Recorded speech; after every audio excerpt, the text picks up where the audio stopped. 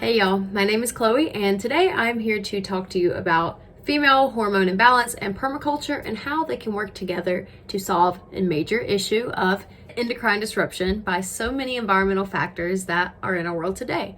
So, what is the endocrine system and endocrine disruption? So, the endocrine system is the system made up of a bunch of glands within each and every one of our bodies, which produces, regulates, and manages hormones. And as we may know, hormones sends signals to our body to carry out all of our bodily functions and growth and are especially tied to our reproductive system. So, what are endocrine disruptors?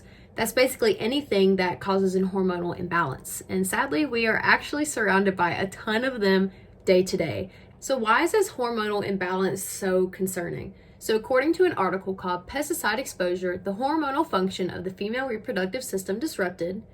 The function of the female reproductive system depends on hormone concentrations and their balance, and endocrine disruption or those hormonal imbalances can result in disturbance in the reproductive system, such as modulation of hormone concentrations, ovarian cycle irregularities, and impaired fertility. I don't know about y'all, but that really concerns me. So, what causes hormones to go off balance? Well, according to this article, interference with hormone synthesis, hormone storage and release, transport and clearance, receptor recognition and binding, post-receptor activation, interference with the thyroid function, and interference with the central nervous system. So what causes these interferences? Many environmental factors. A very relevant example is POHAL and PCBs that were recently found in it. Well, funny enough, this article actually details that PCBs and exposure to them can result in menstrual cycle irregularity or can affect the menstrual cycle in some way, which is very concerning because this right here on our campus, things that can disrupt us and make us have hormonal imbalances, which can greatly affect our health. And unfortunately, historically, there is so much more research on hormonal imbalances and how endocrine disruptors affect men's hormones, but not the same for women's hormones. In this awesome book I bought called Hormone Intelligence, just the front flap says this: "We are in the midst of a hidden hormone epidemic, one in which an extraordinary number of women of all ages and life stages, at least 80%, will struggle with a hormone problem in their lifetime. Yet the medical establishment is willing to chalk this up to a new normal or no big deal." And that's why I'm here today to give you a possible solution. So first, I wanted to gain some insight from someone else who also had a great concern about this issue and see what she's doing to help combat the problem. So I interviewed Miss Tammy Hutchins from my hometown of Four Oaks, North Carolina, who is doing what she can to help women naturally balance their hormones through a cream that she is homemaking and selling. I will let you know that I've been on this journey probably in the last 6 years, but in the last couple of years, I've actually done some schooling, and I just recently got my diploma in the mail. You know, just all the chemicals in general that the United States is allowing to advertise to our customers. And our ladies, you know, if we're not educated on it, they're not going to know, and they buy the stuff and they're actually hurting themselves in the long run. What role do you believe the gut plays in hormone health? Oh my gosh, 100%. Yeah, it really does. What we feed our bodies, our gut is like the second brain. The more you educate yourself, you're going to find that out. So what we feed it, the nutrition that you give it, it's going to be able to promote for you what you want. What like kind of societal norms or habits or practices or anything of the sorts, or even pressures, do you believe kind of impedes on hormone health, and like what causes an imbalance? Oh my goodness, there's lots. Okay, so what a lot of women don't know is that even when we first start our menstrual cycles, some of the signs that you can look for is like PMS. PMS is actually not supposed to happen. We're not supposed to have heavy menstrual cycles. Even imbalanced in hormones can cause depression and anxiety. I mean, there's just so many signs that we can look for in us women to know that we have a hormonal imbalance. Actually, a hormonal imbalance is actually the leading cause of breast cancer and diseases. There are 7 laws to life. One is pure air. So her second one is sunshine. And a big thing is the proper rest and sleep that we need. Number 4 would be proper exercise. And then number 5 is a proper diet. So number 6 is water. You need to drink a lot more water. Do you grow / raise your own food, or like some of your own food? Absolutely. Yes. I do not allow any chemicals on my garden whatsoever. There's natural ways, even other plants, and you can companion plant to keep the bugs off and stuff like that. So Yep. that's my way. What are your top recommendations for herbs and food that are good for balancing hormones in the body naturally? Oh, girl, that's what's in my hormone cream. Um, yes. So my number one ingredient in my hormone cream is called wild yam. And what that does is, especially for anybody who has hormones that are out of balance, most of the time it's because we are low on progesterone. It produces that progesterone that we're lacking in our bodies. One of my other ingredients that I put into it is chase tree. And what it does is it's great for PMS. It helps support healthy reproductive systems. Women who suffer from irregular menstrual cycles. My main takeaways from this interview was that we are exposed to many harmful chemicals, and to avoid them, to get fresh air, sunlight, good sleep, and proper diet because they're necessary for hormone health. PMS is a sign of imbalanced hormones and should not be normalized, and wild yam and chase tree are great hormone balancers. And this made me start to think about using permaculture as a solution to this problem. So why would a permaculture garden be beneficial to this issue? Well, according to the article, Permaculture Playgrounds as a New Design Approach for Sustainable Society, permaculture philosophy has sustainability principles which can be adapted and applied to all science branches. Using these principles at design stage, productive application stages, and self-efficient designs can be performed. And this is something we can definitely work with. So why is it important that women have a space to reflect upon the balancing of their hormones and learn about such? Well, sometimes it can cost a lot of money to have these supplements and to buy all the things worldwide that we may need to help balance our hormones naturally. So having a garden where they're right there in your backyard would be highly beneficial. Also, having a space that can just help lower our stress would be very beneficial to balancing our hormones as well. On page 140 of Hormone Intelligence, it states, allostatic load, the physical wear and tear that happens as a result of repeated or chronic stress, a sustained high cortisol level wears at muscle and bone, slows healing time, impairs digestion, metabolism, and cognitive function, interferes with healthy endocrine function, and impairs immunity, and causes inflammation.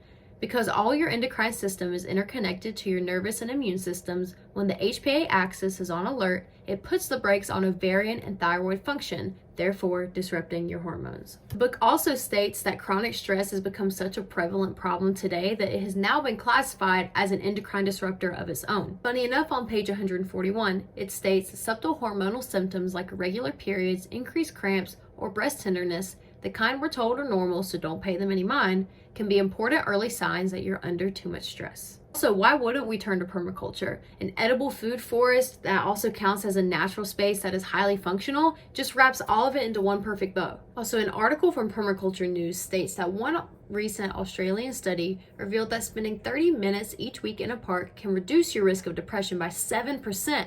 Your risk of high blood pressure goes down by nearly 10% even before you pick up your hoe. And once you start raking, your muscles benefit too. Permaculture gardening can also make you more self-sufficient, release endorphins, and alleviate depression. Therefore, I've created my own permaculture plan, which supports female hormone balancing and proper female hormone function, containing different herbs and crops and everything in between that one can consume in order to balance their hormones, and also just spaces which should be able to reduce stress. All right, so just starting to go through my plan, just going through and describing the uses and purpose for everything. So first, the garlic. Garlic, we know, is very yummy in a lot of dishes and it has a lot of culinary uses, but it also is great for the detoxification of the body as well as immunity. So next we have beetroot, another root vegetable, which can support lung and heart health and also serves as a great antioxidant. Next to it is asparagus, which is also a good antioxidant. And then right in front of that is a fence with passion flower vines growing along it. And passion flowers can be used to calm the nervous system. You can use it in a tea or tincture, or they're just really pretty as well and really nice to look at. So next is ashwagandha, which is really, really, really good for hormone balancing and is a great anti-inflammatory. And it also can really help for restful sleep. But you shouldn't use it if you're pregnant or breastfeeding just because it is so strong in its properties. So next is the wild yam to the left of that, which is really great for hormone balance. Next is the water feature. I added this little fountain with a little pond. Being around water can be really relaxing and the sound of water is super nice. So I thought that would be of great use in this plan. And next is the red clover underneath the chast tree. So red clover, I put it under the tree because it's really tolerant to shade, but it's really good for hormone balancing. And the chast tree, the little flowers that grow along that, those can be used as a hormone regulator, but you also shouldn't use it pregnant or breastfeeding, once again, because of strong properties. And underneath that, connected to the fig tree, which I put because figs are a great anti-inflammatory and they're so good to just pick off the tree and eat. But the hammock that is underneath those two connecting trees, I feel like was just a nice little touch. I feel like, sitting under the canopy of the tree can be very relaxing and can be a very good de-stressing activity, just reading a book. I really wanted to allow spaces where you could just sit and focus on nothing but relaxing and being around nature and just de-stressing. So I added some stepping stones to both sides of that to lead you back to the path. But first I want to talk about the marigolds underneath the fig tree, and there's also one up more towards the top right of the plan.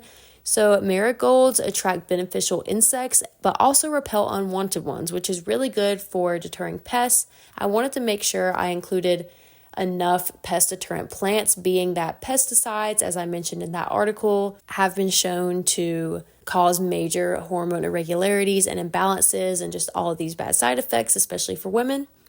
So I wanted to make sure that there would be no pesticides used on this plan.